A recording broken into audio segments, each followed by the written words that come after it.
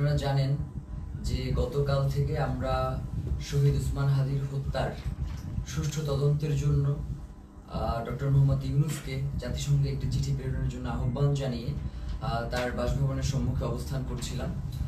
আমরা খুব গুটি কয়েক মানুষ সেখানে ছিলাম এবং আমরা পুরো গতকাল 4টা থেকে আজকের এই সময় পর্যন্ত শহীদ উসমান হাদির স্ত্রী, তার সন্তান এবং আমরা পুরোটা সময় ধরে কিভাবে শান্তিপূর্ণভাবে আমাদের এই দাবিটা আদায় করা যায় সেটা নিয়ে আমরা আমাদের মতো করে এগুচ্ছিলাম।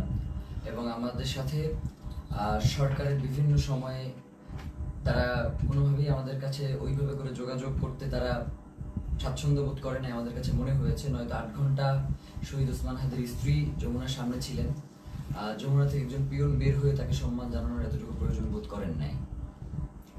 তো আমরা আজকে যখন শহীদ উসমান হাদির স্ত্রী তিনি বিকেলবেলা জুমার নামাজের পরে তিনি আবার যখন এসে যমুনা অভিমুখে আসতে রওনা দিয়েছেন, প্রায় কাছাকাছি চলে এসেছে, তখন আমাদের কিছু ভাই বোন তাদেরকে আমরা ভিতরে পাঠানোর জন্য চেষ্টা করতেছিলাম, কারণ শহীদ উসমান হাদির স্ত্রী একা হয়ে গেলে তার সাথে কি ধরনের পরিস্থিতি ঘটতে পারে সেটা জানবার জন্য মূলত আমরা তাদেরকে প্রেরণ করবার চেষ্টা করেছিলাম। এবং ভিতরে আমাদের কিছু ইনকিলাব কর্মী মঞ্চের সদস্য ছিল যাদেরকে ভিতর থেকে আবার বাইরে আসতে দেওয়া হচ্ছিল না। তো এই সার্বিক পরিস্থিতি তদারকির জন্য আমরা জুমা এবং শান্তা সহ যুবাকে প্রেরণ করেছিলাম, যাতে ওরা গিয়ে দেখে আসে এবং ওদেরকে সঙ্গে করে নিয়ে আসে। তো প্রথম অবস্থায় সেটা হচ্ছে পুলিশ কোনোভাবেই তাদেরকে ভিতরে যেতে দিবে না। তো ওরা অনেকভাবে বোঝানোর চেষ্টা করেছে, কিন্তু কোনোভাবেই ওরা মানতে ছিল না। পরবর্তীতে আমরা বলেছিলাম যে এবং এটা তো একদম খুবই সহজ ব্যাপার, 1 মিনিটের ব্যাপার, আমাদেরকে সরিয়ে দেওয়া, এই ওখান থেকেই করা। তো ওরা কি করেছে, জুমা এবং শান্তার গায়ে হাত তুলেছে এবং দেখবেন যে শান্তাকে গলা চেপে ধরেছে এবং জুমার পুরো গালে তারা তাদের খামচি দিয়েছে আর কি, মানে এইটা কি, এবং বুট দিয়ে ওদেরকে রাস্তায় পাঠিয়েছে। তো এই যে ফ্যাসিবাদী আমলের যেই পুলিশ, এই যে পুলিশ লীগ, তারা আবার নতুন করে যে মাথাচাড়া দিয়ে হচ্ছে এবং তাদেরকে যে কেউ কন্ট্রোল করতে পারছে না। আমরা দেখতেছিলাম যখন আমাদের উপরে হামলা হয়েছে তখন পুলিশের ঊর্ধ্বতন কয়েকজন কর্মকর্তা, ডিবি কমিশনার, তিনি চেষ্টা করছিলেন বারংবার যে আসলে যাতে আমাদের উপরে হামলাটা না হয়, কিন্তু পরক্ষণেই আমরা দেখতে পেয়েছি যে তার আদেশ অমান্য করে পেছন থেকে পুলিশের কিছু সদস্য তারা অতর্কিত হামলা করেছে এবং আমাদের ভাইদেরকে রক্তাক্ত করেছে। তো আমরা ইনকিলাব মঞ্চের পক্ষ থেকে এর তীব্র নিন্দা জানাই এবং যারা এই আক্রমণের সাথে জড়িত রয়েছে তাদেরকে অতি দ্রুত বিচারের মুখোমুখি করবার জন্য আহ্বান জানাই। কারণ বাংলাদেশের জনগণ এই মুহূর্তে প্রচন্ডভাবে তারা ক্ষেপে রয়েছে, তারা কোনোভাবেই এই ব্যাপারটাকে মেনে নিতে পারছে না। যার কারণে আমরা বলবো, বাংলাদেশের আইন শৃঙ্খলা পরিস্থিতি এবং জনগণকে শান্ত রাখবার জন্য আপনাদের অতি দ্রুত আজকে কারা কারা হোটেল ইন্টারকন্টিনেন্টাল এবং যমুনার যে সকল পুলিশ সদস্য দায়িত্বে ছিলেন তাদেরকে চিহ্নিত করার ব্যবস্থা করেন। এবং তারা যেই কাজটা করেছে সেটা হচ্ছে, অধিকাংশ পুলিশ সদস্যের কোনো নেম প্লেট ছিল না, তারা নেম প্লেট খুলে ফেলেছে এবং প্রত্যেকে মাস্ক পরা ছিল। এই যে মাস্ক পরে নেম প্লেট খুলে যে হামলা, এই হামলা তো আমরা, এবং হেলমেট পরে এই হামলাগুলো তো আমরা দেখেছি ফ্যাসিবাদী হাসিনার আমলে। তাহলে কি এখন যমুনা পাহারা দিচ্ছে বা যমুনায় বসে আছে কি হাসিনা সেই ফ্যাসিবাদী আমলের পুলিশ লীগ কিনা, সেটা আমরা জানতে চাই। সেই সাথে এসএসএফ আজকে প্রচন্ড রকমের দুর্ব্যবহার করেছে আমাদের সাথে, আমাদের যুবাকে রাস্তায় ফেলে মেরেছে এবং মাথায় আঘাত করেছে, ছাদকে মেরেছে। তো এই যে, এবং আমাদের ইনকিলাব মঞ্চের এমন কোনো কর্মী নাই যে আজকে এই হামলায় আহত হয় নাই। তো এখন আমরা এই প্রশাসনের কাছে জানতে চাই, আমরা তো সুনির্দিষ্ট একটা দাবি নিয়ে ওখানে গিয়েছিলাম যে জাতিসংঘের অধীনে যাতে শহীদ উসমান হাদির হত্যার বিচারটা করা হয়, এই তদন্তটা নিশ্চিত করা হয়। তাহলে কারা শহীদ উসমান হত্যার তদন্ত জাতিসংঘের অধীনে দিতে চায় না, যে আজকে স্পষ্ট হয়ে গেছে। আমরা মনে করছি যে প্রধান উপদেষ্টার, আমরা মনে করছি এই যে উপদেষ্টা পরিষদটা যে রয়েছে, এই উপদেষ্টা পরিষদের একটা অংশ শহীদ উসমান হাদির খুনের সাথে জড়িত, নয়তো কোনোভাবেই এভাবে আর কি অমানবিকভাবে আক্রমণ করার কোনো প্রশ্নই আসে না, যেহেতু এটা শান্তিপূর্ণ অবস্থান ছিল। এবং আপনারা দেখবেন যে প্রধান উপদেষ্টার দপ্তর থেকে একটা তারা প্রেস রিলিজ দিয়েছে এবং সেখানে বলেছে যে আমরা নাকি জল কামানের উপরে উঠে গিয়েছিলাম, অথচ ছবিতে স্পষ্ট করে দেখা যাচ্ছে যে আমরা উল্টো জনগণকে শান্ত করবার জন্য চেষ্টা করছিলাম। যখন জনগণ দেখেছে যে ভিতরে জুমা এবং শান্তাকে রাস্তায় ফেলে মারা হচ্ছে, জনগণ কোনোভাবেই এটা মেনে নিতে পারে নাই, যার কারণে এইখানে ওই উদ্ভূত পরিস্থিতির সৃষ্টি হয়েছে। এর পুরো দায়ভার ওইখানে দায়িত্বরত পুলিশ প্রশাসন এবং সরকারকেই বহন করতে হবে। প্রিয় ভাইয়েরা, আপনাদেরকে স্পষ্ট করে জানাই যে সামনে খুবই গুরুত্বপূর্ণ একটা নির্বাচন রয়েছে 12 তারিখ। এখানে বাংলাদেশের স্বাধীনতা, সার্বভৌমত্ব সহ বাংলাদেশের নিরাপত্তা জনিত বেশ কিছু বিষয় জড়িত রয়েছে, যার কারণে অবশ্যই 12 তারিখে নির্বাচন হতে হবে। এবং যারা 12 তারিখে নির্বাচন বানচাল করে দেওয়ার জন্য আমাদের উপরে আক্রমণ করেছে, তাদের এই নীল নকশাকে বৃদ্ধাঙ্গুলি দেখিয়ে আমাদের জনগণের অধিকার আমাদের বাস্তবায়ন করতে হবে।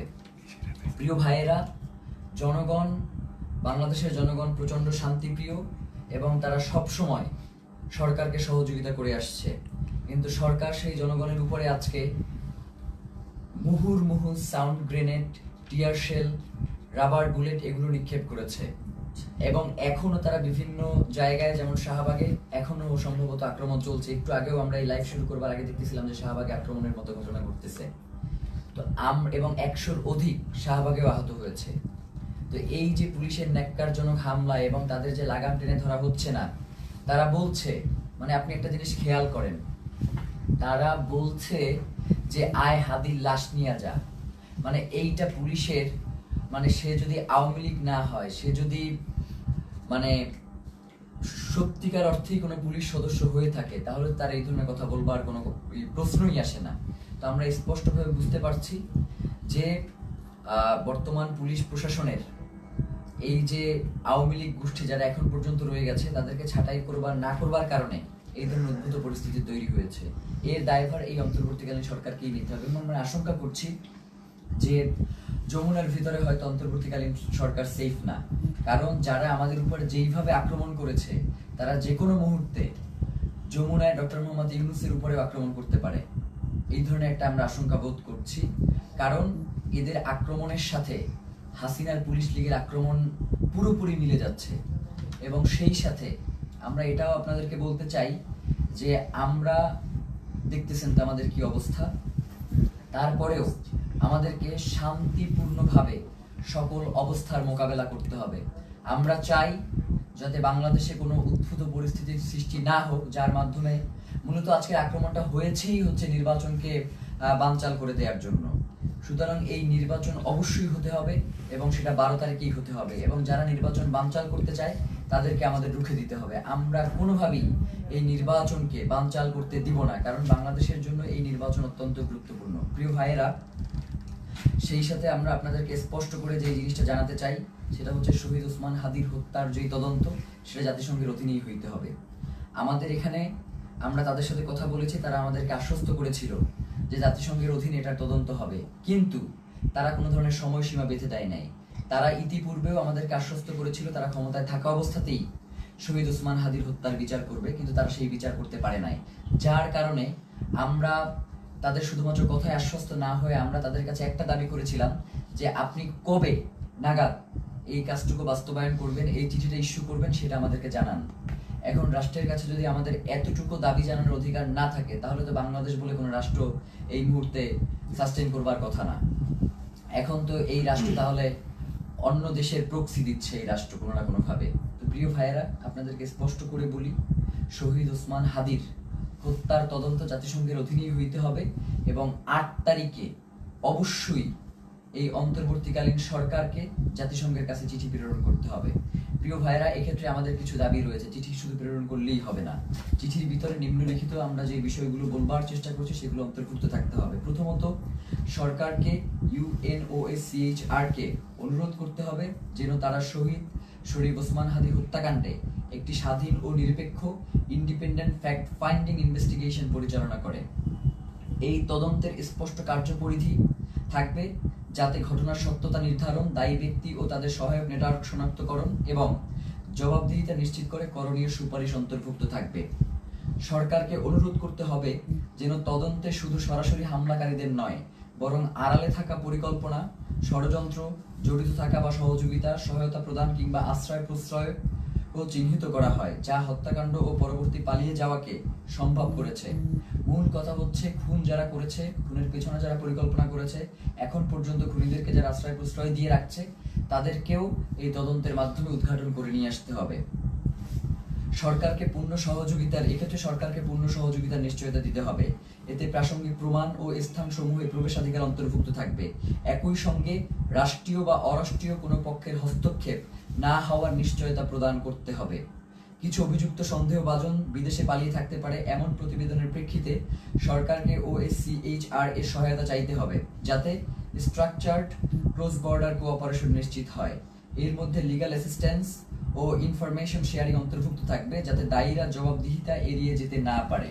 মূল কথা হচ্ছে, শহীদ ওসমান হাদির হত্যার তদন্ত জাতিসংঘের অধীনেই হইতে হবে এবং এই তদন্ত কাজ যাতে কোনো ধরনের বাধাগ্রস্ত না হয়, সকল ধরনের সহযোগিতা এই রাষ্ট্রের পক্ষ থেকে নিশ্চিত করতে হবে। এর বাইরে আমাদের কাছে কোনো সেকেন্ড অপশন নাই। আজকে আমাদেরকে গুলি করেছেন, কালকে প্রয়োজনে আমাদেরকে মেরে ফেলেন, কিন্তু শহীদ ওসমান হাদির হত্যার বিচার এই বাংলার জমিনে হইতেই হবে। এর বাইরে কোনো সরকারের সেকেন্ড কোনো অপশন নেওয়ার কোনো সুযোগ নাই।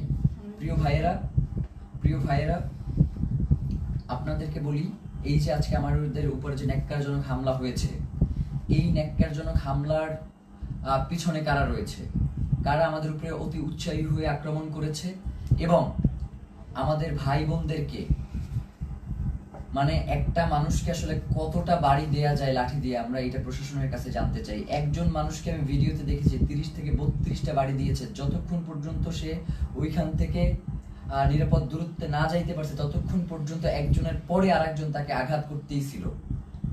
ব্যাপার যেটা ঘটতেছে সেটা হচ্ছে, আমাদের কাছে মনে হচ্ছে যে এই প্রশাসন এখন আর অন্তর্বর্তীকালীন সরকারের কথায় চলে না। এই প্রশাসনকে কেউ নিয়ন্ত্রণ করছে। সেই নিয়ন্ত্রক কারা সেটা বাংলাদেশের জনগণের কাছে সরকারকে জানাতে হবে, নয়তো এই সরকারের অবশ্যই দায় থেকে যাবে যে কারা জুলাই জনতার উপরে এই আক্রমণটা করলো। তারা শহীদ ওসমান হাদিকে হত্যা করতে পারে নাই। শহীদ ওসমান হাদির হত্যার বিচারের দাবি যদিও জানানো না যায়, তাহলে তো এই রাষ্ট্র সামনে ফাংশন করবে না। এবং আমরা ইতিমধ্যেই দেখতে পেয়েছি যে রাজনৈতিক দলগুলো থেকে এই আক্রমণের ঘটনার ব্যাপারে প্রচন্ড উল্লাস প্রকাশ করা হচ্ছে, আপনারা দেখেছেন। আমরা আপনাদেরকে স্পষ্ট করে জানাই, এই 12 তারিখ ভোটের মধ্য দিয়ে তাদেরকে আপনাদের একটা স্পষ্ট বার্তা জানান দেওয়ার সুযোগ রয়েছে। আপনারা 12 তারিখ তাদেরকে ভোটে পরাজিত করে ইনসাফ ও বাংলাদেশের স্বাধীনতা সার্বভৌমত্বের একটা রাষ্ট্র গড়ে তুলবেন, এমনটাই আমাদের প্রত্যাশা। এবং গণভোটে অবশ্যই আপনারা হ্যাঁ দিবেন, কারণ জুলাই সনদ বাংলাদেশের জন্য অত্যন্ত গুরুত্বপূর্ণ। এর সাথে বাংলাদেশের স্বাধীনতা সার্বভৌমত্ব, সীমান্ত, নিরাপত্তা সবকিছু জড়িয়ে আছে। যার কারণে জুলাই গণভোটে আপনাদেরকে অবশ্যই হ্যাঁ দিতে হবে এবং যারা সৎ এবং যোগ্য, তারা যে দলেরই হোক না কেন, তাদেরকে ভোট দিয়ে আপনাদেরকে ইনসাফের বাংলাদেশ প্রতিষ্ঠার জন্য ক্ষমতায় নিয়ে আসতে হবে। এবং সাধারণ জনগণকে আপনারা আহ্বান জানাই যে আপনারা 8 তারিখ পর্যন্ত একটু ধৈর্য ধারণ করুন, যেহেতু সরকারের পক্ষ থেকে স্পষ্ট বিবৃতি দেওয়া হয়েছে যে 8 তারিখে তারা জাতিসংঘের কাছে এই চিঠি ইস্যু করবে, প্রেরণ করবে। তো এবং তার আগে অবশ্যই এই চিঠি প্রেরণের আগে এই চিঠিতে তারা কি লিখেছে সেটা আমাদেরকে দেখাতে হবে। এইটা না দেখিয়ে কোনো ধরনের ছল চাতুরি মার্কার চিঠি কোনো প্রেরণ করা যাবে না এবং এটা অবশ্যই আমাদেরকে নিশ্চিত করতে হবে। প্রিয় ভাইয়েরা, বাংলাদেশের স্বাধীনতা সার্বভৌমত্ব এবং ইনসাফের লড়াইয়ের জন্য শহীদ ওসমান হাদি শাহাদাত বরণ করেছেন। আমাদেরকেও যদি শাহাদাত বরণ করতে হয়, আপনারা ইনসাফের এই লড়াইকে কোনোভাবেই থামিয়ে দেবেন না। ইনসাফের এই লড়াই আমাদেরকে অবশ্যই চালিয়ে নিয়ে যেতে হবে যতদিন পর্যন্ত বাংলাদেশে আমরা বাংলাদেশের আজাদীকে টিকিয়ে রাখতে আমরা চাই। আমার আশেপাশের 2 জন প্রচন্ডভাবে আক্রান্ত হয়েছে, আমি নিজে আক্রান্ত হয়েছি। আমার এবং আমাকে এবং প্রত্যেকের মাথা টার্গেট করে, এই যে আমার পাশে সালাউদ্দিন আম্মার বসে আছে, ওকে মাথা লক্ষ্য করে গ্রেনেড নিক্ষেপ করা হয়েছে, কিন্তু আল্লাহকে বাঁচিয়ে দিয়েছে যে সেটা জায়গা মতো ওরা নিক্ষেপ করতে সক্ষম হয়নি। ওর মুখে সেলাই দিতে হয়েছে, ওর হাতে ব্যান্ডিজ, জুমার গালের প্রত্যেকটা জায়গা আছড়ানো, মাথায় বাড়ি দিচ্ছে, শান্তাকে গলা টিপে ধরেছে। আমাদের এবং ইনকিলাব মঞ্চের যারা ভিতরে ছিল, আমাদেরকে ওখান থেকে ওখান থেকে আমাদেরকে গুলি করে রাবার বুলেট নিক্ষেপ করে সরিয়ে দেওয়ার পরে তারা আমাদের যে সকল ভাই ভিতরে আটকা ছিল, শত শত পুলিশ গিয়ে তাদেরকে নির্বিচারে পিটিয়েছে। ফাহিম সহ 2-3 জনের হাত ভেঙে গিয়েছে এই পিটানে। আমরা আমাদের আরেকজন কর্মী যার অবস্থা খুবই সংকটাপন্ন ছিল, যাকে অক্সিজেন দিয়ে তারপর হসপিটালে নিয়ে আসতে হয়েছে এবং তাকে প্রচন্ডভাবে মাথায়, হাতে, কোমরে সব জায়গায় এত পেটানো হয়েছে যে সে এখন ট্রমাটাইজড। আমরা জানাতে চাই, এই সরকারকে বলতে চাই, আপনি অতি দ্রুত কারা এই আক্রমণ করেছে তাদেরকে চিহ্নিত করে বিচারের মুখোমুখি করেন, নয়তো যে কোনো পরিস্থিতির জন্য আপনাকে অবশ্যই দায়ী থাকতে হবে। কারণ বাংলাদেশের জনগণ ততক্ষণ পর্যন্তই শান্তিপূর্ণ যতক্ষণ পর্যন্ত জুলাইয়ের প্রেক্ষাপট তৈরি না হয়। আপনারা কিন্তু খুব তাড়াতাড়ি একটা জুলাইয়ের প্রেক্ষাপট তৈরি করে ফেলতেছেন। এখন যদি আপনারা এটাকে কন্ট্রোল করতে না পারেন তাহলে বাংলাদেশের স্বাধীনতা, সার্বভৌমত্ব কিন্তু টিকবে না। এবং আপনাকেও, প্রধান উপদেষ্টা আপনি আছেন, আপনি আমেরিকাতে চলে যাবেন সেটা হবে না। আমাদের কাছে জবাবদিহি করে এরপরে আপনাকে আমেরিকা যেতে হবে যে কেন জুলাই জনতার উপরে, শহীদ ওসমান হাদির ভাই বোনদের উপরে এভাবে ন্যাক্কারজনক হামলার মতো ঘটনা ঘটানো হলো। ছাত্র ভাইদেরকে উদ্দেশ্য করে বলি যে আমাদেরকে ধৈর্য ধারণ করতে হবে এবং আমাদেরকে এই লড়াই কৌশলের মধ্য দিয়ে আমাদের যাতে মনোবল ভেঙে না যায়, আমাদেরকে সে ব্যাপারে সচেষ্ট থাকতে হবে। এই লড়াই তো একদিনের লড়াই না, আমাদের আজাদির লড়াই চলছে এবং আজাদির এই লড়াই চলবে। আমাদের এখন পিঠ থেকে গিয়েছে, আমাদের আসলে আর পিছনে যাওয়ার কোনো সুযোগ নাই। এখন থেকে আমাদেরকে সামনেই এগিয়ে যেতে হবে। 8 তারিখ পর্যন্ত যেহেতু সরকার সময় চেয়েছে, আমরা সরকারকে সেই সময়টুকু দিলাম। সে যদি এই সময়টা আগেই ঘোষণা করতো তাহলে তো এই ধরনের কোনো পরিস্থিতি তৈরিই হতো না। যার কারণে আমার কাছে মনে হয় যে সরকার ইচ্ছাকৃতভাবে এই ঘটনা ঘটিয়েছে। এর দায়ভার সরকারকেও বহন করতে হবে। বাংলাদেশের জনগণ এই অন্তর্বর্তীকালীন সরকারকেও ছেড়ে দেবেন, এটা বলে দিলাম। আজকের মতো আমরা সবাই প্রচন্ডভাবে আহত অবস্থায় এখানে বসে রয়েছি। ফাহিমের দেখেন যে পুরো ট্রাউজারটা ওর রক্তে লাল হয়ে আছে, আমার পুরো পাজামার রক্তে লাল হয়ে আছে, ওর পুরো হাত আঙুল ভেঙে গেছে, মুখে সেলাই দেয়া, এবং এইভাবে প্রত্যেককে এমন ভাবে আক্রমণ করা হয়েছে। আল্লাহ আমাদেরকে রক্ষা করেছেন, নয়তো তাদের যেই ধরনের আজকে আক্রমণের ভূমিকা ছিল তারা আমাদেরকে খুন করবার উদ্দেশ্য নিয়ে এই আক্রমণটা করেছে। তো আমরা আমাদের এক ভাইকে হারিয়েছি, আমাদের কোনো এরপরে যদি আমরা আমাদের কোনো ভাইকে হারাই, এরপরেও নির্বাচন হইতে হবে, নির্বাচন পেছানো যাবে না। নির্বাচনের পরে যে রাজনৈতিক দল ক্ষমতায় আসবে তারা যদি এই ব্যাপারে কোনো সুষ্ঠু পদক্ষেপ না নেয়, আমরা শুধু বলি ব্যাপারটা এমন না, আমরা তাদের জীবনকে জাহান্নাম বানাই দিব বলছি, তাদের জীবনকে জাহান্নাম বানাই দেবো, এই কথা বলেই শেষ করলাম। জুমার কিছু বলবার আছে? ধন্যবাদ। আসসালামু আলাইকুম।